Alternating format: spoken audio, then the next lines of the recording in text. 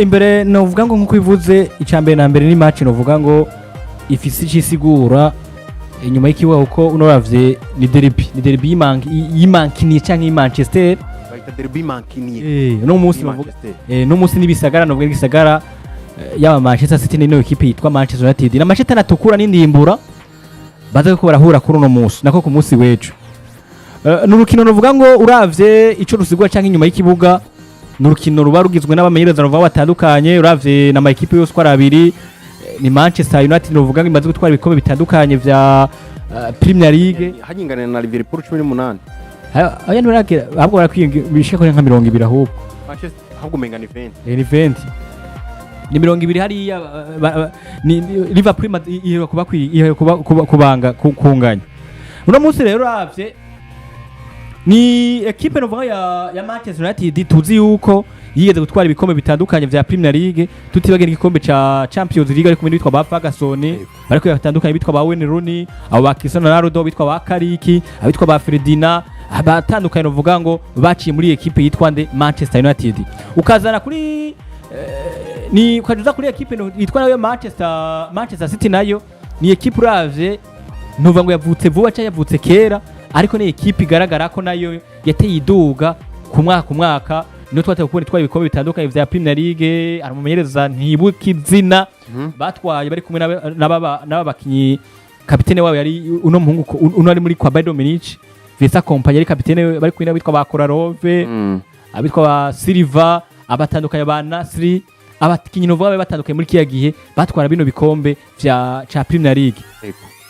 mugaye iraduga baze mu merda no vuga ngo yitwa Pepe Guardiola yatwa ibikombe bitandukanye vya Premier League yikurikiranya haragenda n'igihe twari igikombe ca Champions League azo yakaye batandukanye kuvuga ngo ino match ino munsi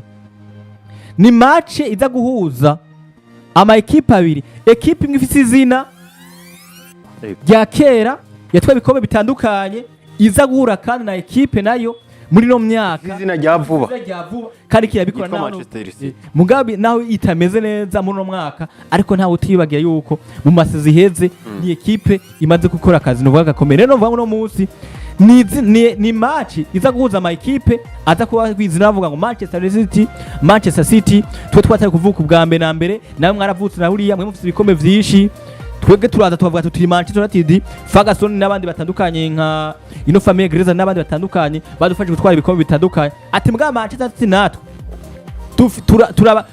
turi equipe y'abarabu turi equipe itanga amafaranga izana Harande izana mayire matandukanye ba Kevin De Bruyne naho basohotse aba Omar Marmushi no musato bafite barani Cherki bafite abakintu vuga batandukanye amazina ari no munsi no vuga ngo tutinje mu gorukino nko ivuze ni match iza guhuza ama equipe abiri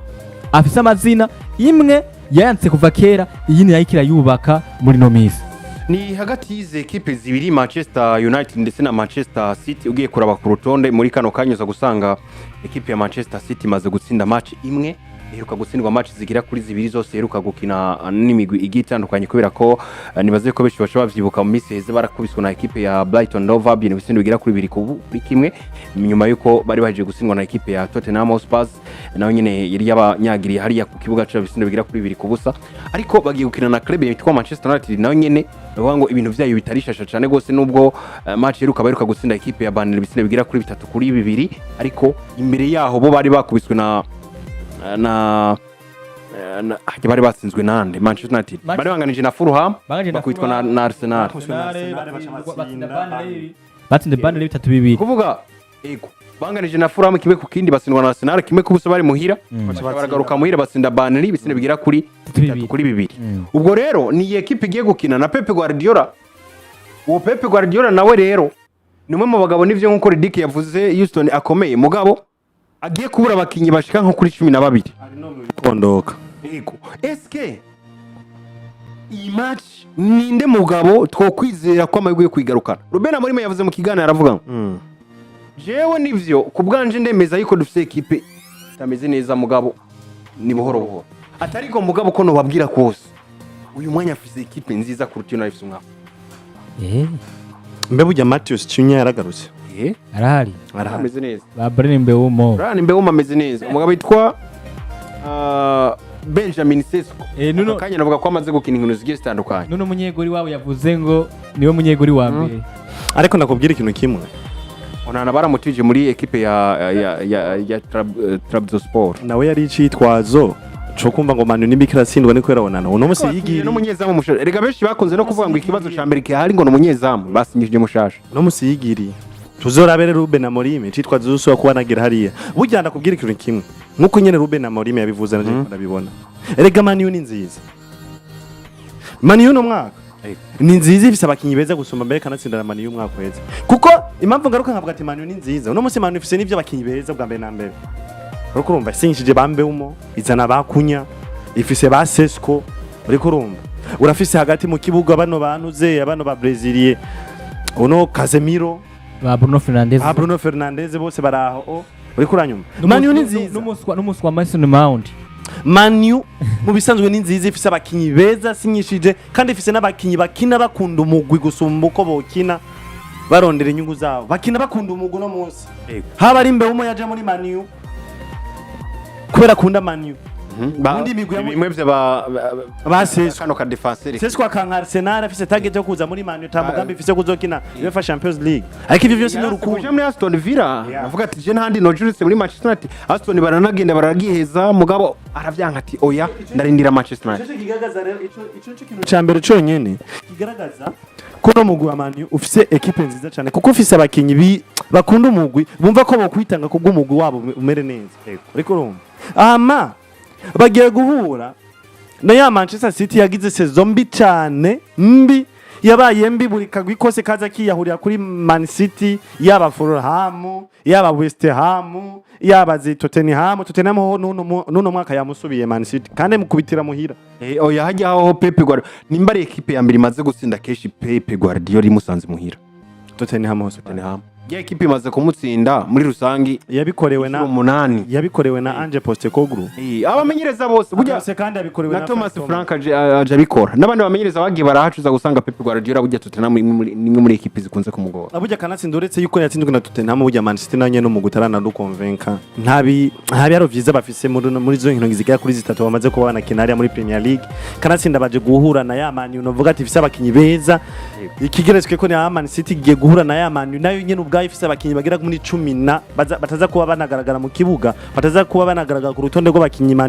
Man City za kubikira iranifashisha kandi babakinyi ubona yuko bafise uruhara runini rwo kuza gufasha no mu rwa Manchester City ivyo rero bikanyereka yuko ya Man U nubwo ati maze kuronka amanota 3 mu nkino zitatu zonyema amaze amanota 4 mu nkino zitatu zonyema maze kuba banakina nivyo si mabi ariko ngarutse nkaraba urukino Man U yerekanye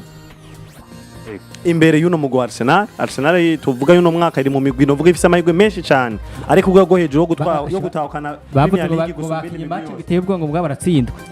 Mbappe nabonye nawe nyene yambara kajezi ka Arsenal burya Mbappe abafana wabo hamwe nyene yavya bindi nyene wisanza hano abandi ucumanza ukabihoza kubavuga mu kanwa kawe niyo kunze niyo kunze umukobwa cyangwa umukunzi amaze kuja ku mugabo cyangwa mwari kumukavana kirazira kuvuga ngo nari mfise ngo undi muntu ngo yari mwiza ngo yarankunda oya uhora ugatekana burya nasanze ridike abantu mwese mukunda Arsenal namwe mutagomba kubivuga sofu jewe nyene none kudakumva kubivuga niyo mpamvu naje nakarengeje ko rega niko mudashaka kubivuga urazi ikintu kimwe burya Patrick aceyikika mukizi oya je ndabivuze kubera afise impamvu aceyikika mukizi Iran yakiniye Monaco arakiniye Barcelona nabonye ryara kaganda bamubaza bati eske we kubwawe equipe ukunda niyihe kuruta izindi avuga ngo ni Arsenal uri murejande muri Barcelona wakoze amateka y'ikipe ikomeye ariko ni murejande muri Monaco ngahi wacu wakoze ibintu bidasanzwe ariko nizeye ngo nubundi ni Arsenal ariko nizeye amajambo Teriyari yavuze ku migwa kunda canke imigwi myiza yabaye menshi cyane yabaye no ku migwi myinshi itandukanye ariko we wahisemo Arsenal ko bw'Imana oya yavuze ikomeye kurutize ubwo video nzoyizana video nzoyizana yari nindi interview bari kwavuga match ya nindi interview Teriyari yakoze wenyene aravuga ati nimba uri umufana wa football ukunda football ukaba udakunda FC Barcelona we warayovye oya ntiyabeshe mugabo ariko basi nkuko wakibagiye oya ko sinakibagiye wibutsa Arsenal oya sinakibagiye ni nkuko yovuga ati uri umukozi w'umupira w'amaguru ariko ntukunde Cristiano cyangwa ntukunde Messi Patrick nturi umukozi w'umupira w'amaguru erega nuko atavuze ngo udakunze Barcelona gusa aho yavuze uya Barcelona Patrick nta naguciramwo eka naguhumuriza Barcelona ya kabiri eka naguhumurize humura uno mwaka Arsenal humura igikombe cyasubira kugucenga wewe urushe tubirindire nta kiba twe twibereye kuri Manchester ariko rero kandi tugaruke kuri Manchester City ndetse na Manchester United burya jewe amahirwe menshi ndabona kuri Man U ndabona ko isa amahirwe menshi gushobora kuza gutsinda ino Manchester United kuko Manchester United Manchester United nyine afite amahirwe menshi yo kuza gutsinda Manchester City kubera ko Manchester City no munsi bibi yarimwe mu mwaka uheze ntiturabona ko Manchester City yamaze kubina bivamwo ahubwo ikitera igaruka kandi kubigarukamo kuko Manchester City nivyo rukino rwa mbere yahuye na Wolves twarabonye Manchester City tuvuga ati yagarutse yaratsinze ibitsindo bigera kuri bine hariya mu busa kandi basanze muhira turavuga ati rero babasore Pepe Guardiola yabaretse umwaka uheze no munsi rero araje kubashenyenta iyo ni imvugo batanzania bakunda gukoresha hariya gushenyenta gukubita ariko kandi wa Pepe Guardiola imbere ya Tottenham Hotspur ya Thomas Frank aragaramye wa mugabo rega ni equipe ya Tottenham imeze neza rega no kuri Brighton yarakubishwe ivyo rabizi match ero urumva yarakubishwe 2-1 ariko kandi ivyo rero binyereka yuko ya Man U ifise bambe umo mbemo burya hari utuntu bagize imisi bamukorera uto video uruda hariya mbemo yabaye buri match batsinzwe usanga mbemo ngo arakora amatizi ariko rero sha batiyetera penalty we ariko rero sha abasore urukino Man U eruka gukina nino burya yatsinze Fulham yatsinze Burnley yagiye gutsinda Ruben Amorim mu mutima ugomba umuvemo n'ukuri aga penalty katewe n'uno mukinyi wabo mu Portugal Bruno Fernandes yani yagatsinze ubona yuko Ruben Amorim umutima wamaze kumuvamo erega yarahababutse none ubwa mbere na mbere honyine match baheruka gutsinda ijya match ya mbere banganije na Fulham bayinganije uyu mugabo yahushije penalty wibaza iyo yongera kuyihusha burya Imana yakwiye kwibuka amasengesho ya Ruben Amorim na Manchester United kabisa rero nkabona ati ya Manchester United ifise bambe umu ifise bakunya ifise ba Sesko ifise bande nabande bose buzuye hajya mugiye gura na ya City dafise ba Marmouche dafise bano ba Foden dafise nabandi bakinyi beza ubona ko iyo bakaba bahari yari ifise mwaki bagira kuri batanu batangura muri 11 de départ mu mugwa Manchester City ariko siyo baza kuba bari byo binyereka yuko rero amahirwe menshi jewe ndatumbereje kuri Ruben Amorim afise amahirwe yo kuza gutsinda City kanatsinda ni City iri mu bihe bibi cyane yego nivyo bose ugiyegeje kubaraba basa nkaho bari mu bihe bibi ariko ibihe City irimo nibihe ndavuga United irimo ni bibi bitandukanye ibibi cyane n'ivya City gusumba ivya United rero nkabona yuko burya hari kintu bavuga yuko mu mpumyi uhumye ijisho rimwe ni warongora izindi mpumyi zose rero burya City na Man U ni wagaragara nkaho umenga humye ijisho rimwe kuri City we wahumye yose agera kuri abiri rero amahirwe renda atumbeje kuri Man U Ruben Amorim no musi ndabona ko muri weekend afite amahirwe gutahukana amanota 3 imbere yantuze icambere na mbere ku bwanje ama equipe abiri nabagwayi babiri badakora hurira mu kibuga hagati ariko umwe ari muri serum undi nakafatira imiti muhira uno munsi udakora karafatira imiti hagati azoba ari Etihad Stadium kuko azoba ari ku muhanda hafite yumva uno munsi n'ama equipe abiri mvuga ngo nabagwayi kuko uravye ni equipe ya Manchester United uvuga ngo ibaze mu kibanza c'icenda n'amanota uvuga ngo ashika kuri 4 mu gihe equipe nuvo ya Manchester City nayo ikibanza ca 13 ashika kuri 3 uvuga ngo hari ubudasa bw'inota rimwe gusa uno munsi yagiye kuraba ni Manchester City giye guba ihura novuga ngo nino equipe ya Manchester United bigaragara ko isho kubura bakibatandukanye nk'aba twabara ya Cherki ndana bavuge bose Ryan Cherki Ryan Aitinuri Ryan Cherki agiye kumara hanze mbonye mukanya beje no gutangazwa agiye kumara hanze indwi zigira kuri 5 umugabo witwa Aitinuri agiye kumara hanze Aitinuri ni wagiye kumara hanze indwi 5 Shirika agiye kumara hanze amezi menga 3 aho nukwe azomara ukwezi n'indwi hari hanyuma umugabo yitwa Marcus wanashima Aitinuri nibwo bwa mbere binamubaye ko muri kariyeri yiwe imyaka 5 amaze muri kariyeri nibwo bwa mbere ashoboye kugira imvune n'imiburi buri mu maza uvuga ngo indwi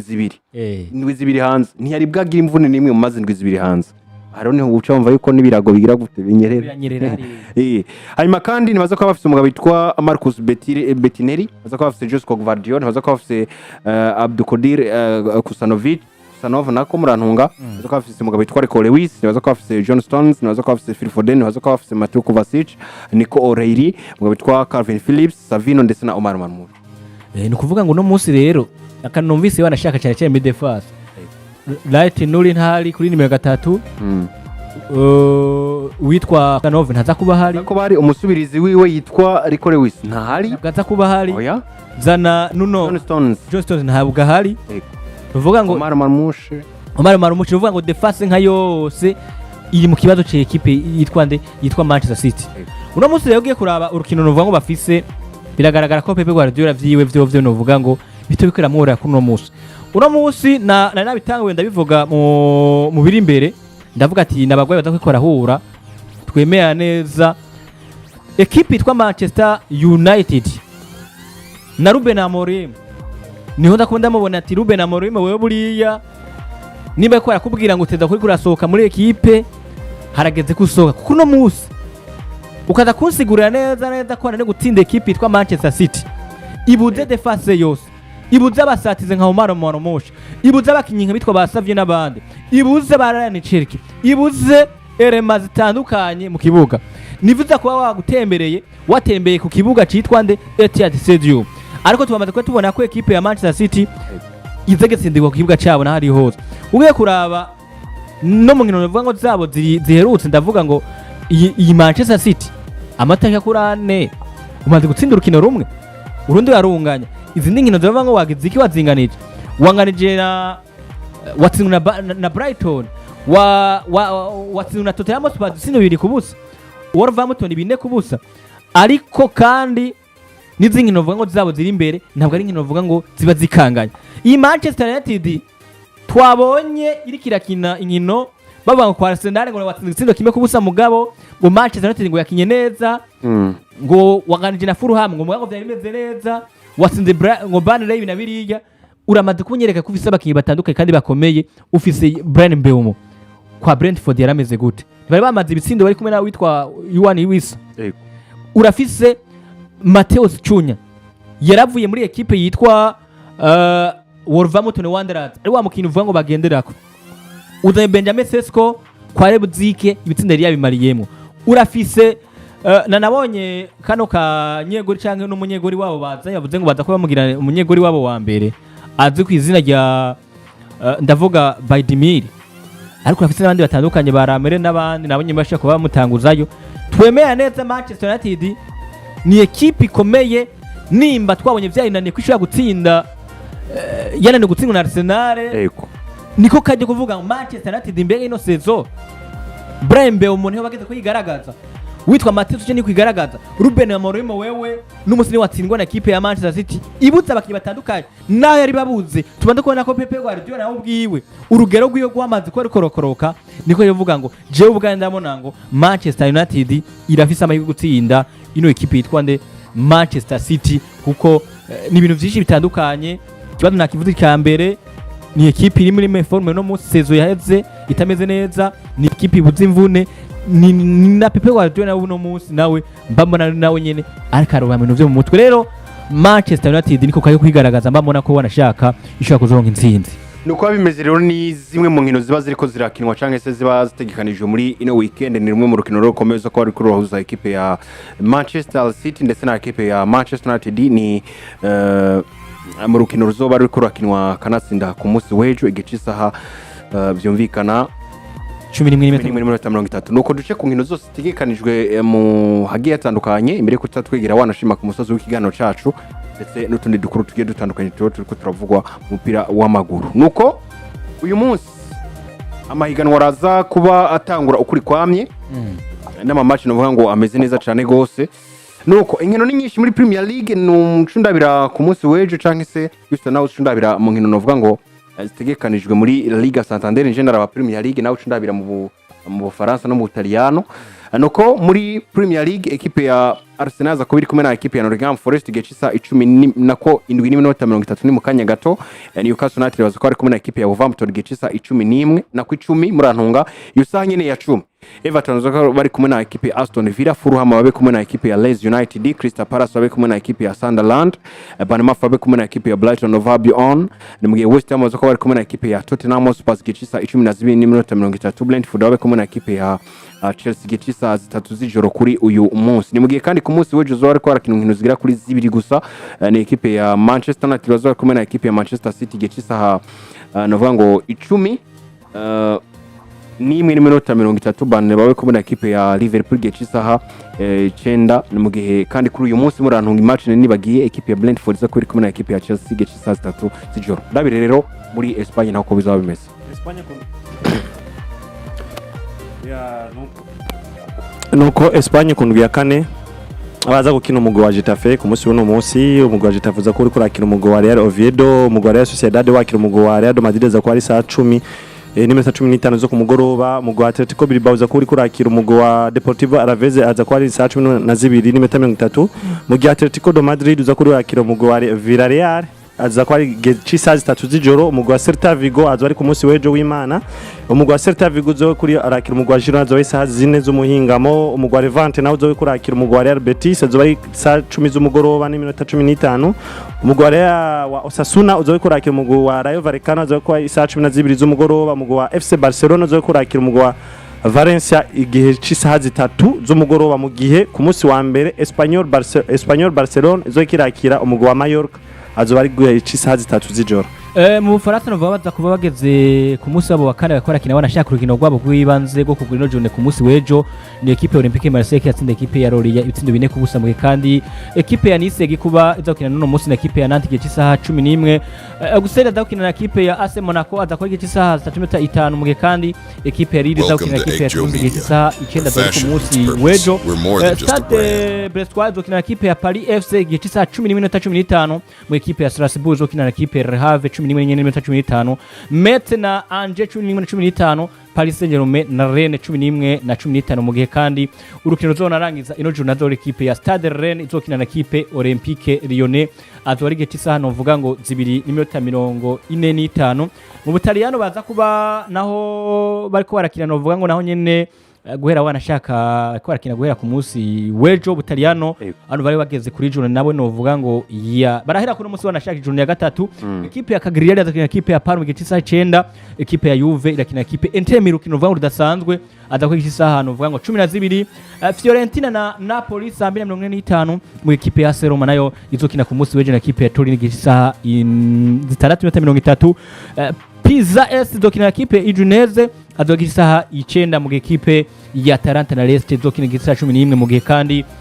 Sassuolo izokina ekipe ya Lazio Roma azogira isaha 12, mu ekipe ya Milan izokina ekipe ya Bologna saa 2:45, mu ekipe ya Hellas Verona na Cremonese 12:30. Urukino zonarangiza azora ekipe ya Como na Genoa saa 2:45 azora ku munsi novuga ngo wa mbere. Uno munsi muri Primus League Burundi bazoka bari ko barakina BG Green Farmers ni ku munsi wa kane w'ihigano bazoka bari kumwe na ekipe ya Ngozi League cy'isa 7 z'amasaha y'umurango. Ni mu kanya gato kari imbere Garage Express barakina igihe cy'isa 9 na Frambody Centre kuri Stade Ngoma. Ni mu gihe kandi kuri uyu munsi Burundi Sport Dynamic igihe cy'isa 9:45 bazoka bari kumwe na ekipe ya Muzinga Football Club.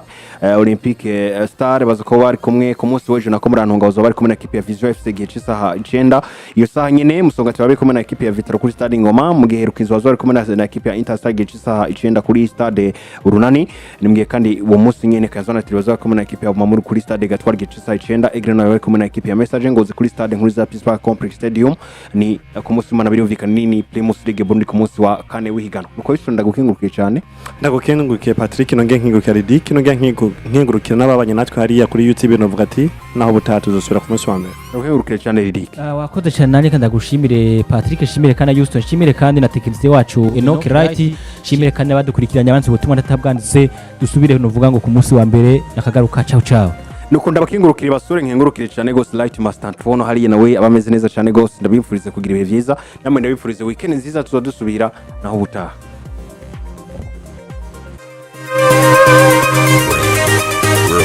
Style, confidence, and creativity. Whether you're looking for bold pieces, clean everyday looks, or standout statements, we've got you covered. From men's classic cuts to chic and trendy outfits for women, and unisex options for everyone in between. Our collection speaks to every style and every identity. Every design is crafted with the Akejo spirit, empowering, expressy. Welcome to Akejo Media, where fashion meets purpose. We're more than just a brand. We're a movement for style, confidence, and creativity. Whether you're looking for bold pieces, clean everyday looks, or standout statements, we've got you covered. From men's classic cuts to chic and trendy outfits for women, and unisex options for everyone in between. Our collection speaks to every style and every identity. Every design is crafted with the Akejo spirit, empowering, expressy. Welcome to Akejo Media, where fashion meets purpose. We're more than just a brand. We're a movement for style, confidence, and creativity. Whether you're looking for bold pieces, clean everyday looks, or standout statements, we've got you covered. From men's classic cuts to chic and trendy outfits for women, and unisex options for everyone in between. Our collection speaks to every style and every identity. Every design is crafted with the Akejo spirit, empowering, expressy. Welcome to Akejo Media, where fashion meets purpose. We're more than just a brand. We're a movement for style, confidence, and creativity. Whether you're looking for bold pieces, clean everyday looks, or standout statements, we've got you covered. From men's classic cuts to chic and trendy outfits for women, and unisex options for everyone in between. Our collection speaks to every style and every identity. Every design is crafted with the Akejo spirit, empowering, expressy. Welcome to Akejo Media, where fashion meets purpose. We're more than just a brand. We're a movement for style, confidence, and creativity. Whether you're looking for bold pieces, clean everyday looks, or standout statements, we've got you covered. From men's classic cuts to chic and trendy outfits for women, and unisex options for everyone in between. Our collection speaks to every style and every identity. Every design is crafted with the Akejo spirit, empowering, expressy. Welcome to Akejo Media, where fashion meets purpose. We're more than just a brand.